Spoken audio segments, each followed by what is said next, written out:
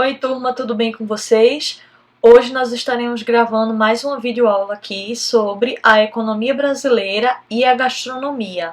Novamente eu vou aparecer só no início do vídeo para dar esse olá aqui para vocês e depois eu vou gravar a tela do meu computador com o áudio para facilitar aqui a edição e então eu possa mandar mais rápido para vocês esses materiais. Além desse vídeo eu estarei gravando uma videoaula sobre a minha pesquisa que eu fiz de iniciação científica no ano de 2018 e depois eu gravarei outra videoaula sobre o mercado de trabalho em gastronomia. Valeu pessoal, até já!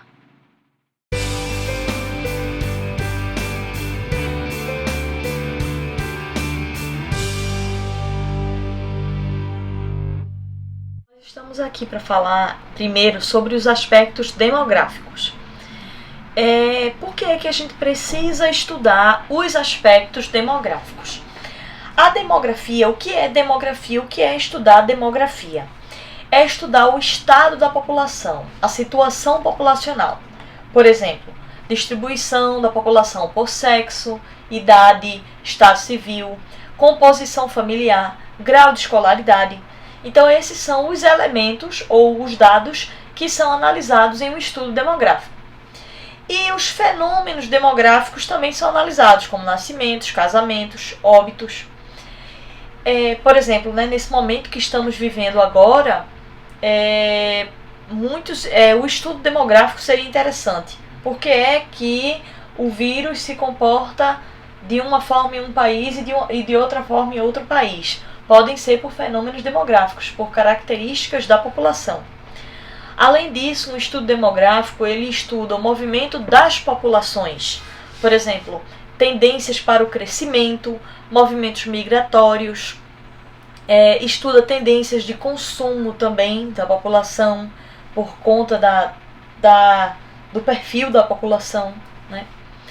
E aí a gente pode dizer que a população independente, desculpe, ficou errado aí, tá? É a população dependente.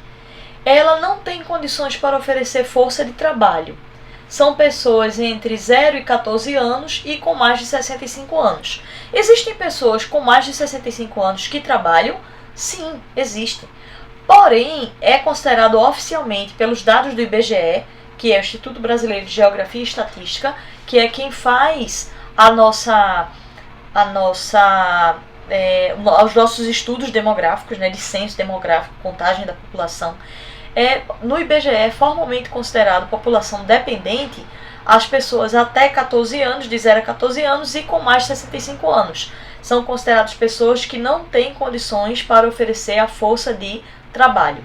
É a porção pré-produtiva e a porção pós-produtiva. A gente já falou sobre isso em outra aula, tá? Que foi naquela aula sobre os fatores de produção. O fator de produção trabalho. A gente já falou sobre isso.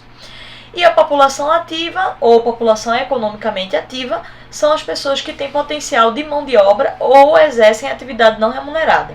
Então, são aquelas pessoas que têm potencial para oferecer força de trabalho e, consequentemente, gerar rendimentos para si. E a população economicamente ativa, a população ativa é a que tem potencial. Ou seja, a população entre 15 e 64 anos. E a população economicamente ativa são as pessoas no mercado de trabalho e os desempregados. Estão procurando emprego, porém estão desempregados. Então eles fazem parte da população economicamente ativa. Vamos falar um pouquinho sobre a população brasileira. Nesse gráfico nós temos aí na linha cinza uma relação percentual e na barra azul a população economicamente ativa do Brasil e na barra laranja a população total do Brasil. Então observe que em 1950 eram os 51,9 milhões de brasileiros. Tá certo? 51,9 milhões de brasileiros. Só que desses 51,9 milhões de brasileiros, apenas 17,1 milhões era a população economicamente ativa, ou 32,9%. Por que o Brasil tinha essa característica nos anos 50? Porque nós tínhamos um crescimento da população de crianças e bebês muito forte. Nós tínhamos um baby boom nessa época e nós tínhamos muitas crianças. A nossa porção pós-produtiva ou nosso grupo de idosos ainda não era tão alto, mas a quantidade de crianças era bastante, muito alta a quantidade de crianças. E aí, o que é que vem se desenvolvendo no Brasil dos anos 50 para cá? Veio se desenvolvendo um controle maior de natalidade, de nascimentos. Veio se desenvolvendo também uma melhoria na taxa de sobrevivência, ou uma diminuição do índice de mortalidade, que chama. Então, a nossa expectativa de vida vem aumentando e, por isso, as crianças e bebês e adolescentes sobrevivem mais às doenças e, consequentemente, se tornam adultos na população economicamente ativa, e vem acontecendo isso, um controle maior de natalidade, diminuindo a quantidade de crianças que nascem e uma menor taxa de mortalidade e uma maior expectativa de vida. Então, com isso, ao longo dos anos, a gente veio aumentando a nossa população economicamente ativa, porque diminuímos a quantidade de crianças que precisamos sustentar e essas crianças foram crescendo, se tornando adultos em situação economicamente ativa. Então, nós temos aí em 1980, nos anos 80, a população brasileira total já tinha dobrado. Então, de 51,9 milhões de pessoas, passamos a ser 121,2 milhões de brasileiros e apenas 43,2 milhões de população economicamente ativa. Porém, a relação percentual aumentou. Antes eram 32,9% e agora são 35,6% de população economicamente ativa nos anos 80. Quando foi aí que deu um salto mais significativo? Esse salto ele foi mais significativo dos anos 80 para os anos 2000. Então, nós temos aí, no ano 2000, nós temos uma população economicamente ativa de 45,7%. Já éramos quase 170 milhões de brasileiros e desses 77,5 milhões de brasileiros faziam parte da população economicamente ativa. Em relação aos anos 80, nós estamos quase dobrando a nossa população apenas agora em 2018. Então veja, só levou 3 décadas, de 1950 a 1980, levou 3 décadas para dobrarmos a população. E agora nós temos 4 décadas já, depois dos anos 80, e ainda não conseguimos dobrar a população. Mas está perto de chegar aí nos 240 milhões de brasileiros.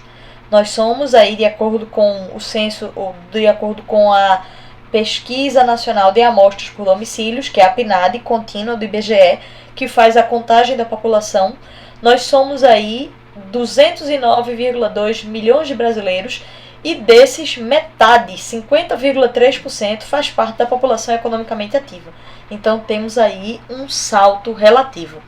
Isso significa que temos uma massa populacional maior para servir de mão de obra.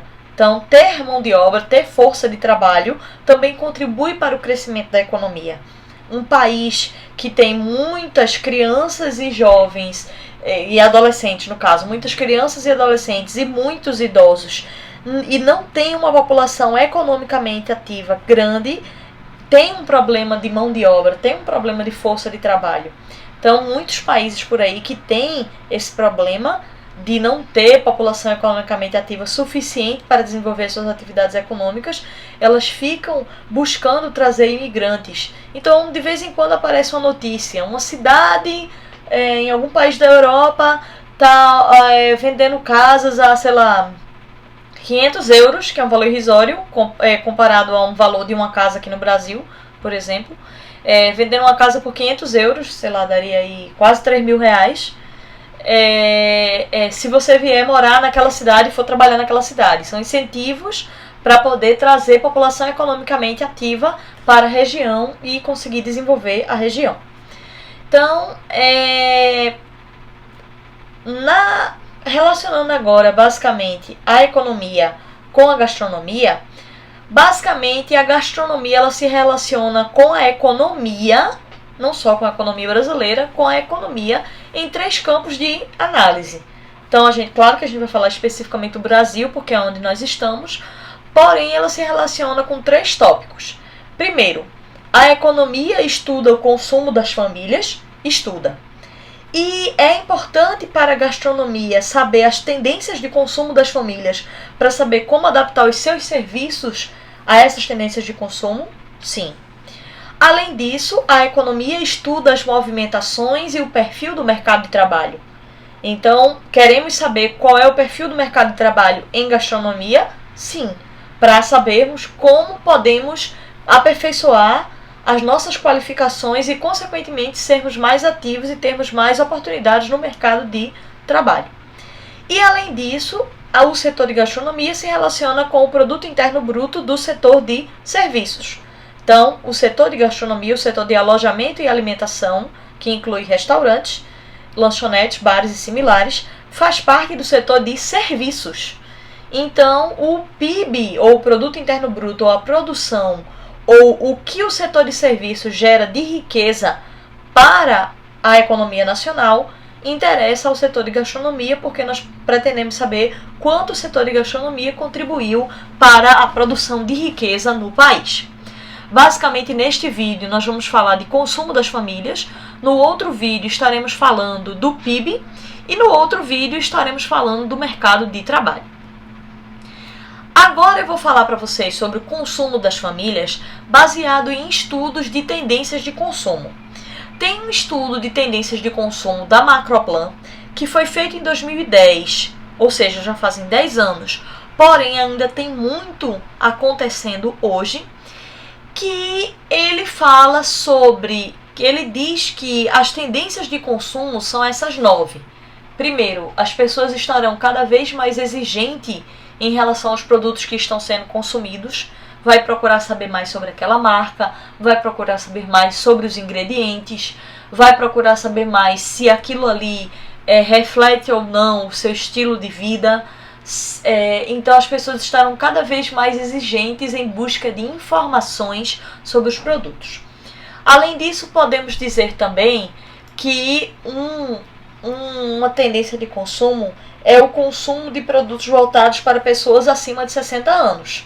Então, a nossa população brasileira, ela tem sim amadurecido, ela tem, com esse controle de natalidade que eu falei antes, ele tem aumentado a quantidade de idosos na nossa população e cada vez mais é necessário desenvolver produtos para essa idade, para as pessoas maduras, as pessoas acima de 60 anos.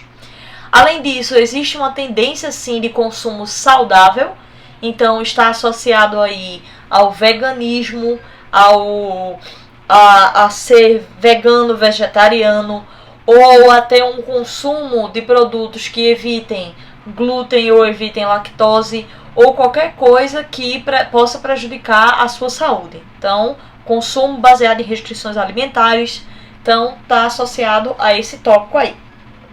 Além disso, existe a questão de tendência de consumo responsável, de você não consumir produtos que foram testados em animais, de consumir produtos de empresas que valorizem o meio ambiente, que valorizem os direitos humanos, que valorizem itens de consumo responsável, que não poluam o meio ambiente. Então, existe essa tendência também. Também existe a tendência do consumo de baixa renda, então procurar desenvolver produtos que sejam acessíveis à população de baixa renda, que ainda é uma faixa considerável no nosso país. Também estão sendo desenvolvidas tendências de consumo precoce. Precoce é as pessoas buscando desenvolver produtos para adolescentes, para crianças. Então, por exemplo, eu tenho um livro aqui que é Chocolate com Pimenta, livro de receitas para meninas. Então o livro ele é todo colorido, todo florido, parece um diário de uma moça, parece um diário de um adolescente. e ele diz receitas bem fáceis de fazer e deliciosas para compartilhar com as suas amigas, quando as suas amigas forem para casa. E ele tem exatamente em alguns locais da receita, ele mostra os tópicos onde a criança ou adolescente precisa da ajuda de um adulto. Então, por exemplo, escorrer o macarrão. Ele diz, peça a um adulto para lhe ajudar. E ele diz também como instrução, nunca vá fazer nada sem pedir autorização de um adulto. Então é bem interessante isso, porque os nossos jovens eles estão cada vez mais ligados nas redes sociais e nos assuntos que interessam aos adultos. Então as crianças e adolescentes elas aprendem com os adultos e cada vez mais estão consumindo, vendo o comportamento dos adultos. Além disso, tem a questão aí do consumo online, é outra tendência de cada vez mais você comprar pela internet ou você comprar por aplicativos como iFood, Rappi. Existe também a questão do consumo prático. Cada vez mais as pessoas estão trabalhando mais e precisando gerar mais resultados em menos tempo. Então as pessoas precisam ser mais práticas e muitas vezes precisam de refeições saudáveis e práticas. Então é aquela refeição já pronta, aquela refeição que é só colocar no micro-ondas ou é só colocar no forno, ou é 5 minutos para fazer e que você consegue ter aquela refeição. E também tem a questão do consumo em nichos, então nichos específicos, né, grupos específicos, onde esse consumo vai estar atrelado. Então não só de gastronomia, mas criar produtos para grupos específicos. Então, criar produtos só para mulheres ou criar produtos só para LGBTs. Então, existe sim esses nichos. E podem ainda ter mais nichos ainda. Consumo específico para mulheres que estão entrando no mercado de trabalho. Então, podem existir esses nichos específicos e existe essa tendência de consumo de você atender nichos. Porque é muito difícil a gente se diferenciar num mercado com tantos concorrentes, então eu preciso atender um nicho para conseguir me diferenciar. Outro estudo que foi feito foi o estudo da Euromonitor International sobre as tendências globais de consumo. Então esse estudo é mais recente, é de 2019, e eu vou falar um pouquinho sobre as 10 principais tendências globais de consumo. Esses são apenas os títulos das 10 tendências: agnósticos quanto à idade, de volta ao básico pelo status, consumidor consciente, juntos digitalmente. Então tem as tendências globais de consumo e eu vou falar detalhadamente um pouquinho sobre cada uma delas. Bom, primeiro sobre essa pesquisa de forma geral, né? Então, falando primeiro sobre a tendência todos são especialistas, isso significa que estamos ficando cada vez mais sábios. Então, essa frase de tendência, todos são especialistas, ele expressa essa mudança no poder entre varejistas e consumidor. Antes, os consumidores contavam com uma marca ou fonte de informação específica. Agora, as empresas precisam inovar constantemente, reduzir preços, simplificar e melhorar a estética de suas ofertas para atrair os compradores. Então, qual é a raiz dessa tendência? Todos são especialistas. A necessidade dos consumidores, que agora são consumidores digitais, de absorver e compartilhar informações. Então, o comércio eletrônico continua crescendo, todos os setores têm que se adaptar a essas demandas dos consumidores para continuar sendo relevantes. Então, os consumidores pedem cada vez mais informações, sabem cada vez mais informações, têm mais acesso às informações e por isso estão ficando mais sábios e por isso os varejistas têm que se adaptar a isso, têm que oferecer cada vez mais informações, serem mais claros, simplificar e melhorar as estéticas de suas ofertas de forma a atrair os compradores diante dos outros concorrentes. Existe a outra tendência também que é a posso cuidar de mim mesmo. Então, nós estamos nos tornando aí cada vez mais autossuficientes, buscando medidas preventivas e de consumo contra doenças, infelicidade e desconfortos. Então, as pessoas elas usam aplicativos e serviços de personalização para desenvolver um produto exclusivamente seu, sem precisar interagir constantemente com as mídias sociais. Então, poder cuidar de si mesmo é visto como um luxo que permite que as pessoas sejam mais versáteis e expandam suas possibilidades. Então, as pessoas, elas, por exemplo, no caso de gastronomia, elas fazem coisas de forma preventiva. A pessoa nunca fez um exame para saber se tem intolerância a glúten. Nunca fez nenhum exame para saber se tem intolerância à lactose. Mas acha que aquilo ali em algum momento pode afetar a sua saúde, então eles tomam essas medidas preventivas. Elas já consomem produtos sem glúten e sem lactose para poder tomar essas medidas preventivas de não sentir algum tipo de desconforto em alguma situação. Bom, existe uma outra tendência também, que aí é uma tendência mais impulsiva, que é a tendência do eu quero agora. Então, são estilos de vida movidos por experiências sem atritos que combinem com o seu estilo de vida. É aquela experiência de urgência, de eu quero aquilo agora e personalizado.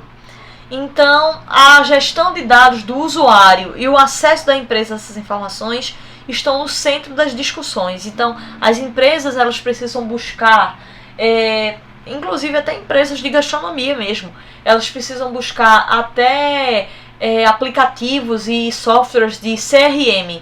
Quem não sabe, CRM é Customer Relationship Management, ou Sistema de Gerenciamento do Relacionamento com o Cliente.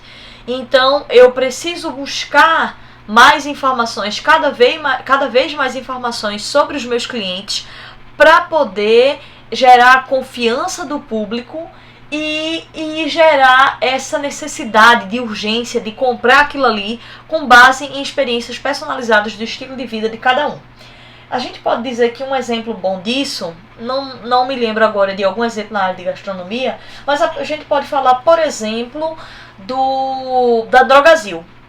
A Drogasil, ela pega, registra o seu CPF, as suas compras na farmácia, e sempre antes de atender qualquer solicitação sua, você quer pegar alguma coisa na farmácia, ele diz, me diga seu CPF. Aí você vai e diz, aí ele emite um cupom com descontos. Um cupom só seu. Gente, aquele desconto ali pode ser diferente para mim do que para outra pessoa que esteja na farmácia ao mesmo tempo que eu.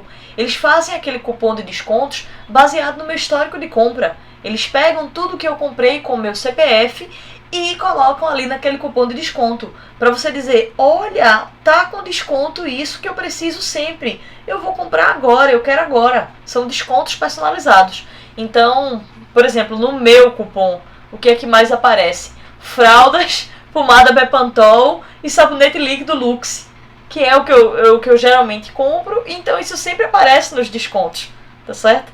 Então, é importante você combinar experiências para o cliente que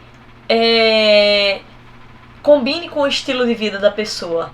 Eu nunca vi em nenhum restaurante, mas isso poderia ser feito. De alguma forma, personalizar o contato com o cliente. Poderia ser sim pelo CPF ou poderia ser pelo nome. Então você faz um cadastro, você pede um cadastro prévio rápido no restaurante com nome, data de nascimento e telefone, por exemplo, ou nome, data de nascimento e e-mail. E aí você, toda vez que você for fazer uma conta, você vincula aquela conta àquele nome. Então, você pergunta, você já tem o nosso cadastro? Já? Como é que está o seu nome no cadastro? E aí você vai fazer um histórico daquele cliente naquele restaurante. E aí, sei lá, depois de 2, 3, 4 vezes que o cliente foi naquele mesmo restaurante, aí você pode chegar, o garçom tem que ser treinado para isso, claro. Mas ele pode chegar e olhar lá o sistema de relacionamento com o cliente, chegar lá e olhar e dizer assim, olha, eu vi que das últimas 2 vezes... Quer dizer, não precisa nem dizer isso, porque senão vai dar a entender que ele está observando dados. Você viu lá que das 2 últimas vezes ele pediu suco de laranja. Então ele gosta do suco de laranja do seu restaurante. Então você vai, pega o prato que ele está pedindo lá e você diz, e aí, você quer aquele suco de laranja que você gosta? Aí a pessoa chega e vai ficar chocada. Porque a pessoa vai dizer assim, poxa, o garçom lembra que das 2 últimas vezes que eu estive aqui, eu tomei suco de laranja? Ah, a pessoa vai querer, com certeza. A pessoa vai ver que teve atenção com ela, aos gostos, ao seu estilo, à sua necessidade. Você quer aquele suco de laranja sem açúcar, que você gosta? Então, poxa, ele sabe que eu gosto do suco de laranja sem açúcar. Então, isso tudinho você pode, com um sistema de relacionamento com o cliente e um pouco de treinamento, você fazer isso. E seria fenomenal. Sério, eu já fui a vários restaurantes, mais de uma vez ao mesmo restaurante, e nunca passei por essa experiência. Já passei por ótimas experiências, mas não por essa de ter um relacionamento com o cliente personalizado, baseado no seu estilo de vida. Bom, queremos exibir a nossa autenticidade. É a tendência que se chama de volta ao básico pelo status. As pessoas procuram produtos e experiências autênticas e diferenciadas que permitam expressar a sua individualidade. Então, os consumidores em economias desenvolvidas estão reavaliando seus hábitos de consumo, se afastando do materialismo excessivo para se aproximar da simplicidade, autenticidade e individualidade. Então, as economias emergentes, à medida que elas forem se desenvolvendo ainda mais, como o Brasil, por exemplo, o mesmo padrão deverá surgir. Então, cansados de produtos genéricos, os consumidores darão ofertas de mais qualidade, exclusivas e diferenciadas, que transmitam um certo nível de status. Então, a busca é status, individualidade e autenticidade.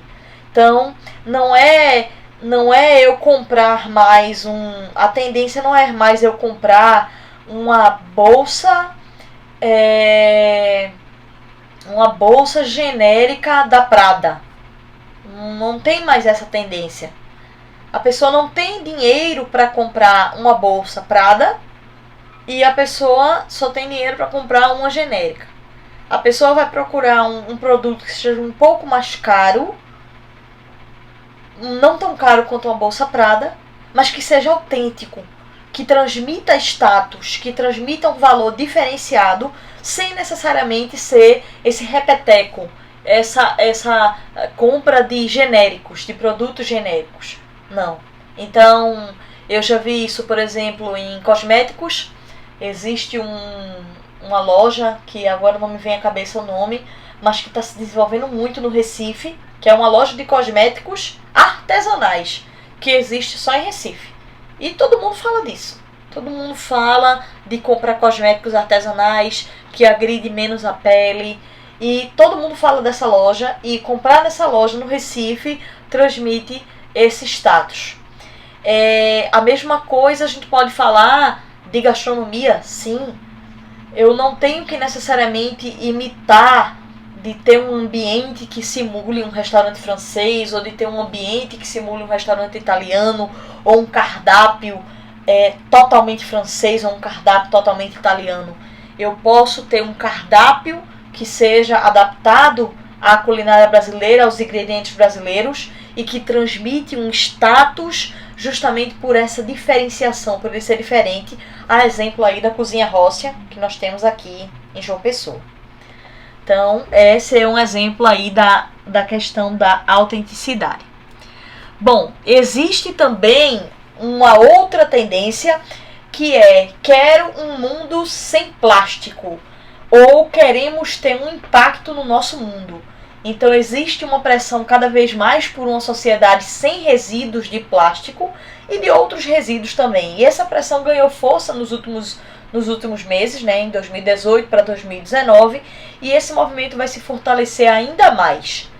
Por quê? Porque a durabilidade das embalagens plásticas está sendo cuidadosamente avaliada devido à presença poluidora do plástico como resíduo no meio ambiente. Cada vez mais os consumidores usarão suas carteiras para protestar contra o uso irresponsável do plástico, o que pode criar um círculo vicioso no qual setores, desde a alimentação aos fabricantes de beleza e cuidados pessoais, poderiam se beneficiar ao melhorarem suas práticas sustentáveis. Então, é cada vez mais comum a gente ver as pessoas andando com as suas próprias sacolas retornáveis para os mercados. É cada vez mais comum as pessoas se incomodarem com o consumo excessivo desses produtos que são descartáveis. Então, eu vou dar um exemplo meu. Eu gosto muito de McDonald's, gosto. Mas eu decidi já, por conta própria, decisão minha, que eu nunca mais peço McDonald's pelo iFood. Porque me incomoda a quantidade de embalagens que se gasta. Tudo bem, eu sei, é claro que tem que ter uma higiene, que tem que ter um lacre na embalagem, que tem que ter todos os procedimentos técnicos necessários para a manutenção do alimento até a casa do cliente, tudo isso.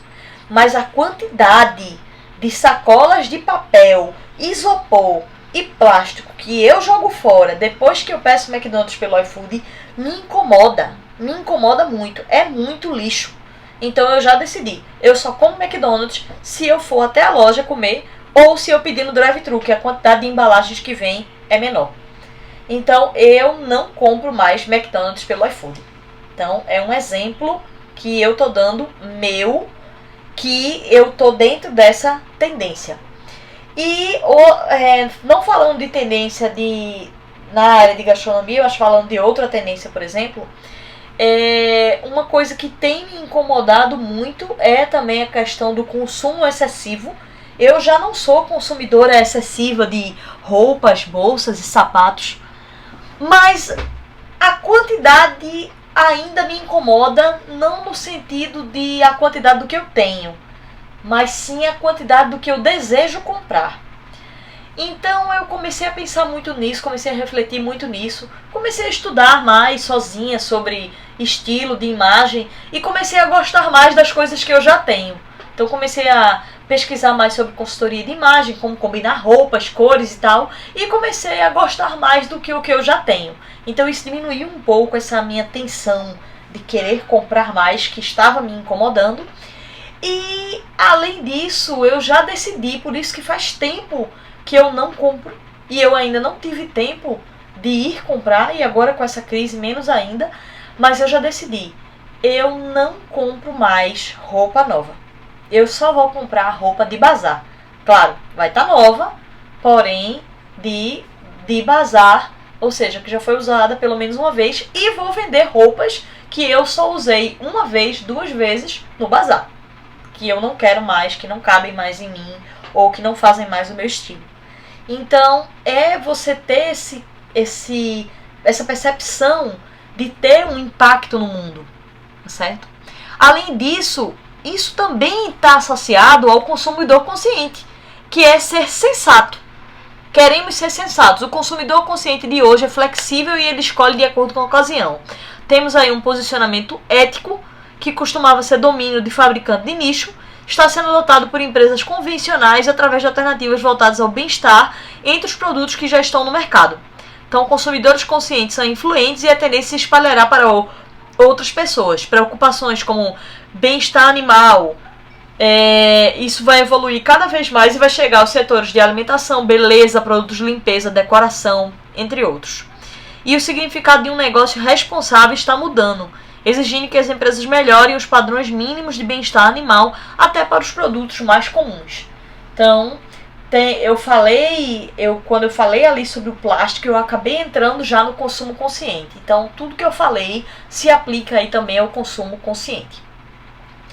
Bom, existe também a tendência do sermos propositais. Então, o que é o medo de ficar de fora, né, de ficar de fora daquela roda, daquele grupinho, deu lugar à apropriação do tempo para si mesmo, à medida que as pessoas encontram felicidade em ficar de fora.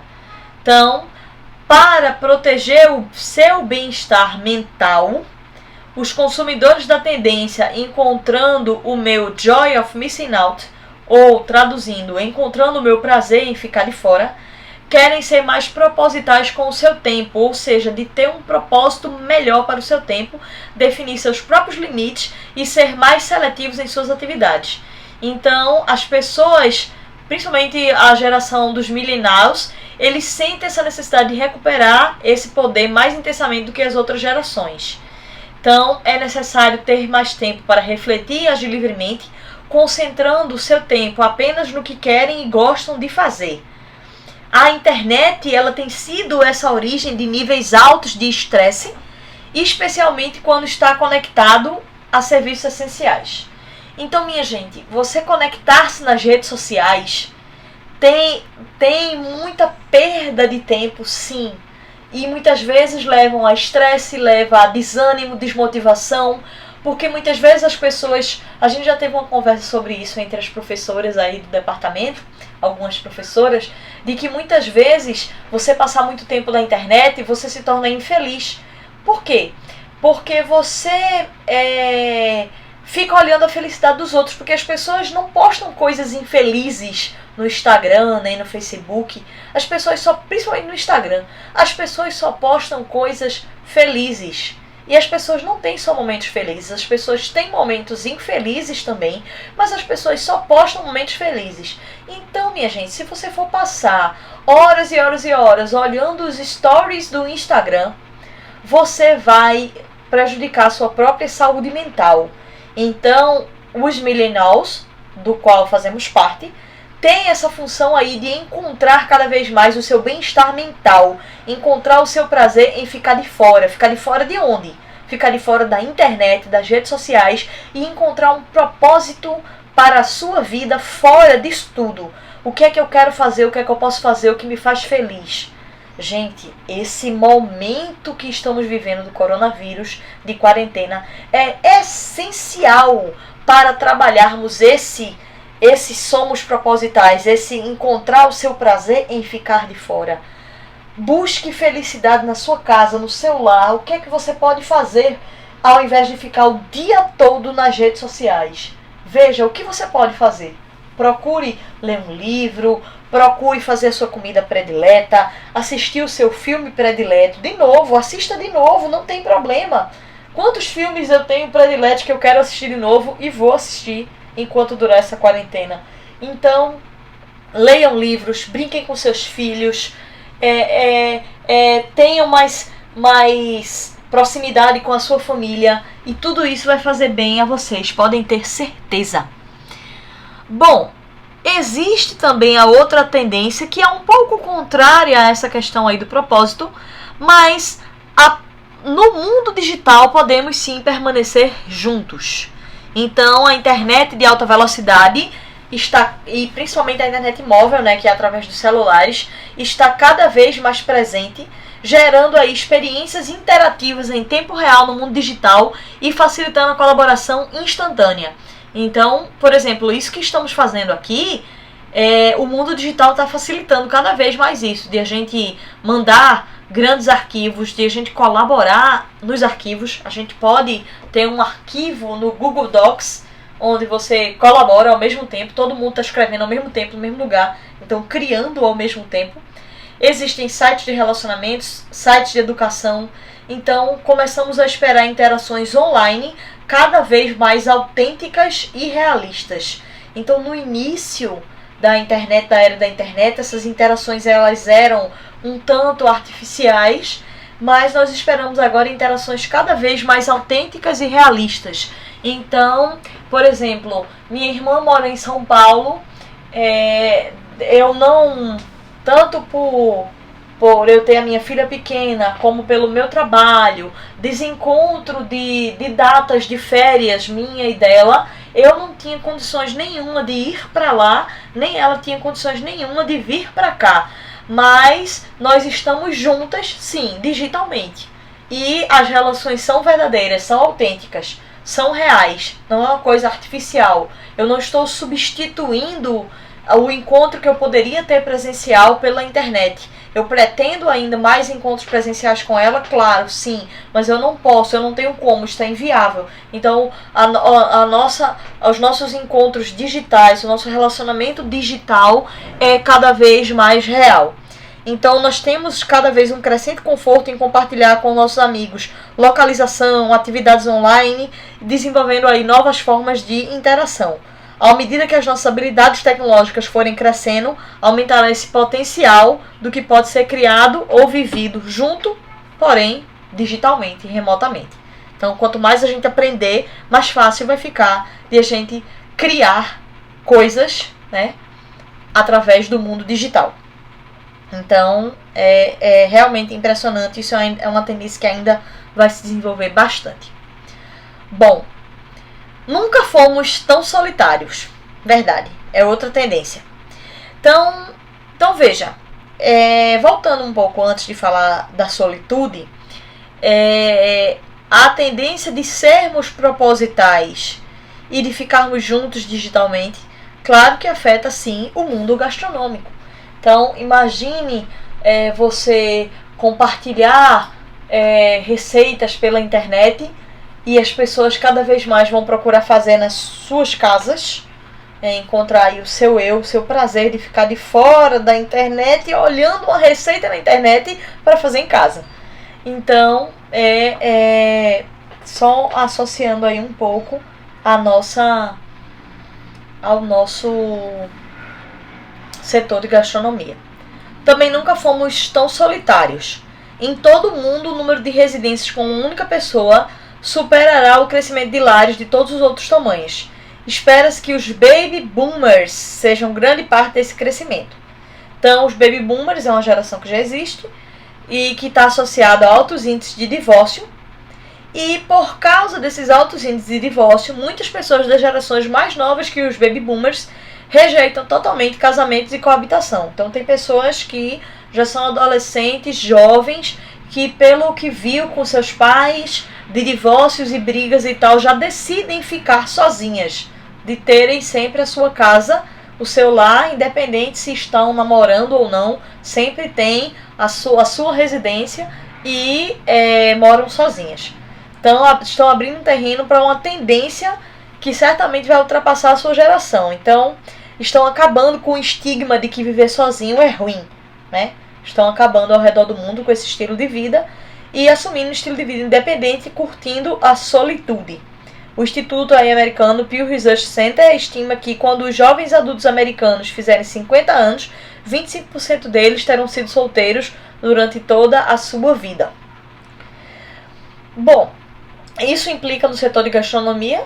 Sim, implica em a gente ter entregas com pratos para uma pessoa, produtos mais práticos para uma pessoa só fazer, a serem vendidos no supermercado em doses, em porções para uma pessoa. Implica em termos nos restaurantes mesas para uma pessoa.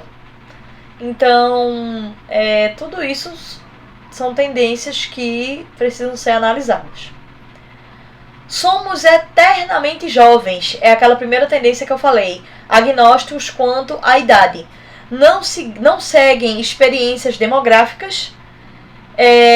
Os consumidores dessa tendência não seguem as expectativas demográficas e sempre se conectam. Então, o segredo para ganhar e manter a lealdade e confiança é desenvolver produtos e serviços que sejam acessíveis de forma universal, mesmo quando desenvolvidos para pessoas mais velhas. Então, é a tendência de ser sempre jovem, né? Então, nós vemos que existe essa tendência das pessoas que estão maduras, chegando aos 60 anos ou acima dos 60 anos, mas que desenvolvem esses produtos e utilizam esses produtos como estilo de vida para ser eternamente jovem. Não existe mais essa ideia de vovó que sempre tem que usar vestido. Tem a vovó que usa a calça jeans e a camiseta e o tênis, tá certo? Então, isso totalmente tem mudado. Não existe mais essa história de que idoso não tem que ser saudável. Existem idosos que são muito saudáveis, que fazem exercícios, que dançam, que são muito mais saudáveis até do que os jovens mesmo, tá certo? Então, os baby boomers, eles têm muito mais em comum com os valores e propriedades da geração dos millennials e das gerações mais novas do que muita gente percebe. E é essa mentalidade, inclusive, que precisa ser compreendida e melhor atendida no futuro. Então, o foco da tendência é cuidar de si mesmo, se prevenir e aproveitar a vida. Então, é esse o foco. Equilíbrio mental, espiritual e físico sempre, não importa a idade. Bom, terminamos aí de falar sobre o estudo da Euromonitor E agora vamos falar sobre o estudo da WGNS 2018 sobre as tendências de comportamento especificamente dos brasileiros para os próximos 2 anos. Então, 2018 foi a pesquisa, então seriam tendências aí para 2019 e 2020, que é o ano que nós estamos. Então, a primeira tendência é a tendência de sustentabilidade, de utilizar aí os sistemas ecossociais que sejam responsáveis ecologicamente e socialmente em um mundo buscando zero plástico, buscando o mínimo de produção de lixo de plástico possível e de descartáveis que sejam renováveis, de fazer coleta seletiva, de poder renovar a utilização daqueles produtos descartáveis de alguma forma. Então tudo isso está dentro das tendências internacionais, está dentro das tendências brasileiras. Além disso, a diversidade. Então, respeitar ou ter uma tendência a valorizar a diversidade. Quem é a nova maioria? A nova maioria agora são os grupos diversos. Então, a maioria populacional é composta das minorias dos grupos diferentes. Então, essa é a ideia agora. Que os grupos diferentes têm poder e fazem a diferença. Isso é verdade. É verdade, os grupos que são diferentes, se a gente for falar assim, do padrão de estereótipo, do padrão de beleza, existem muitos grupos diferentes e agora o que se valoriza é a beleza fora do padrão. Se valoriza aí o imperfeccionismo na visão tradicional do que é perfeito. Então, é você valorizar a diversidade. E além disso, você valorizar a família. Você valorizar, demonstrar o que acontece na maternidade real, que a maternidade real não é fácil. Você mostrar os pais cada vez mais conectados com os seus filhos, até mesmo com tecnologias que controlem onde os filhos estão na escola ou o que estão fazendo. E o co-parenting, ou você compartilhar residências e momentos com os seus parentes. Bom, além disso, nós temos a pesquisa das tendências de consumo do Sebrae de 2014. Então, a tendência de consumo de alimentos do Sebrae, ele teve como base uma pesquisa da Fiesp, realizada pela Fiesp, pelo IBOP, em 9 regiões metropolitanas do país, e o que influenciou essa pesquisa foi a população, a estrutura populacional, o nível de urbanização, o nível de estrutura familiar, de estrutura etária, a mulher no mercado de trabalho e a geração de renda. Então, as tendências de consumo de alimentos, aí veja, a gente falou de tendências internacionais, aí depois a gente falou das tendências brasileiras e agora a gente está falando das tendências brasileiras de consumo de alimentos. Então, cada vez especificando mais. Então, a primeira tendência é a conveniência e praticidade. De acordo com 34% dos consumidores que participaram da pesquisa do IBOP, esse grupo divide-se igualmente entre as classes sociais A, B e C e são formados por consumidores que levam a vida mais agitada, horários apertados, trabalham em tempo integral e dispõem de pouquíssimo tempo para cuidar da casa, filhos e, consequentemente, da alimentação da família. Então, a ideia é atrair esse consumidor com pratos e produtos prontos e semi-prontos, hortaliças que já estejam minimamente preparadas, como por exemplo, higienizadas já, cortadas, descascadas, como a gente encontra em alguns supermercados. Produtos de fácil preparo, embalagens que sejam de fácil abertura, tá em desuso mesmo, você conseguir abrir uma lata, daqui que você consiga abrir uma lata, tá? Então, fechamento e descarte após o consumo, então, produtos que tenham fechamento prático, já que não vai consumir tudo no mesmo momento, produtos que sejam aptos a micro-ondas, produtos em pequenas porções, embalagens de consumo individual e que possam ser consumidos durante o trânsito ou diferentes lugares e situações de serviço de entrega rápida programada. Então, veja como essa tendência tem várias coisas que você pode pensar. Além disso, outra tendência é a de confiabilidade e qualidade. Os consumidores valorizam a confiança aliada à qualidade da marca e que a marca repassa ao consumidor. Então, ocorrem maiores casos de fidelização de consumidores e também a disponibilidade destes em pagar mais por produtos que representem essa qualidade ou confiabilidade. Então, como é que você pode atrair esse consumidor? Produtos que sejam rastreáveis, garantindo a sua origem, mostrando a origem do produto, de onde vêm os insumos daquele produto. Processos seguros de produção e distribuição, isso pode ser feito com certificações e selos de qualidade.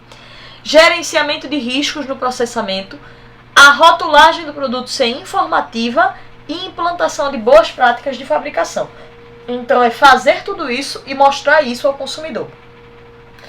Outra tendência associada ao consumo de alimentos é a tendência da sensorialidade e prazer. Então, esse consumidor que representa 22% dos pesquisados, o importante é que a comida seja gostosa e atraente. Tem um estilo de consumo mais impulsivo na hora da alimentação e são guiados pelo prazer sensorial, excluindo aí o sentimento de culpa. Então, ou seja, entre escolher o mais saudável ou o mais saboroso, eles escolhem sempre o primeiro. Os consumidores, eles adoram guloseimas e as consomem livremente no dia a dia.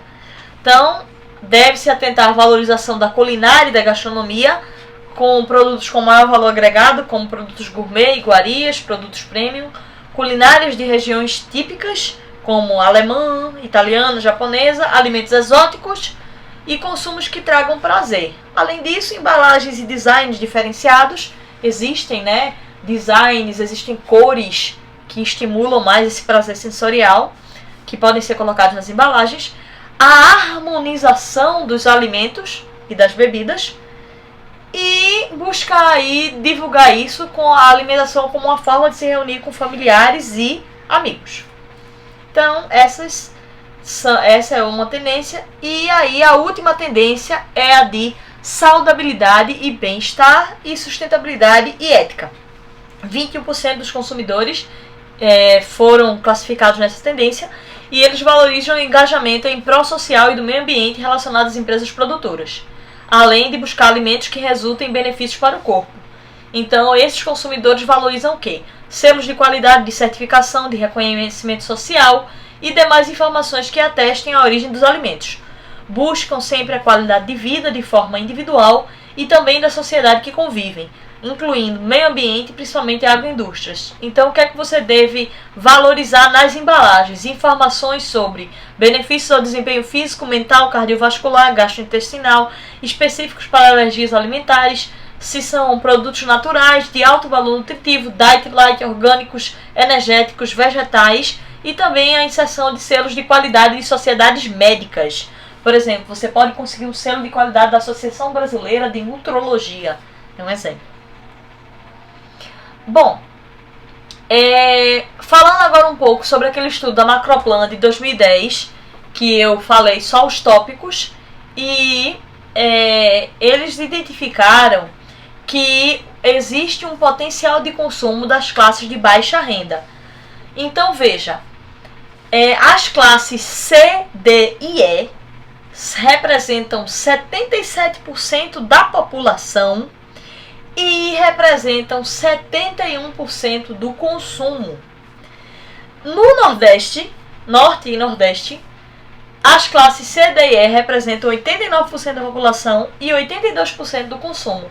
Então, para que é que eu vou criar produtos de luxo, ou premium, ou gourmet, se uma boa parte da minha população são das classes C, D e E? Então eu tenho que procurar criar produtos que atendam ao consumo das classes de baixa renda.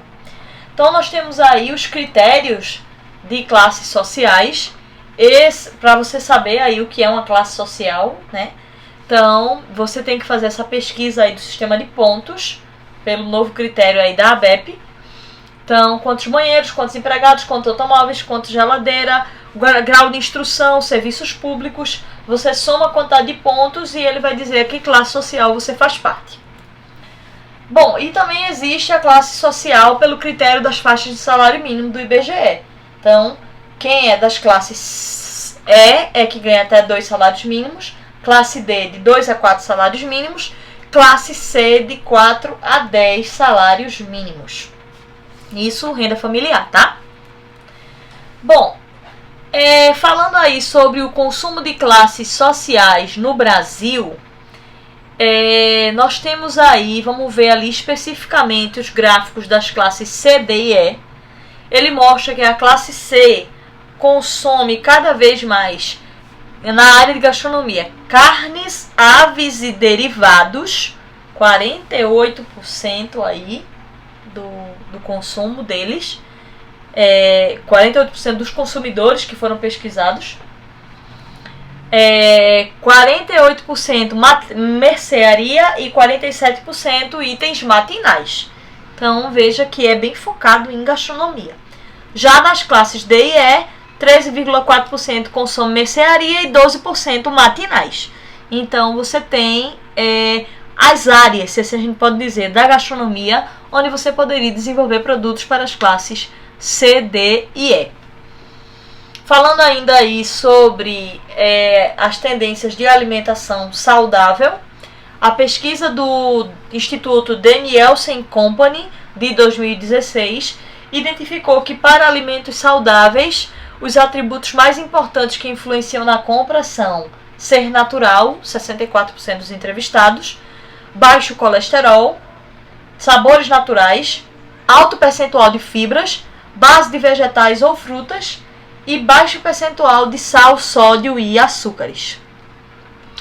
Bom, esse estudo da Macroplan que eu falei antes, ele fala sobre o potencial de consumo prático e ele registrou, a partir dos dados do censo demográfico, que mais de 10% dos domicílios brasileiros já são habitados por uma única pessoa. Então a gente já falou sobre isso, que as pessoas que moram sozinhas precisam aí de produtos práticos para poder otimizar o seu tempo. Aí outra pesquisa que também foi feita pelo IBGE em associação com a Abrazel, Associação de Bares e Restaurantes, mostra que, isso em 2017, 34% dos brasileiros gastam com alimentação fora do lar. Então, é uma tendência também cada vez mais das pessoas se alimentarem fora do lar, porém buscando também restaurantes, lanchonetes práticas e rápidas que atendam a pessoa a ir e voltar para o seu trabalho. Bom, aí agora eu vou gravar outro vídeo falando sobre o PIB e o mercado de trabalho. Obrigada e bons estudos!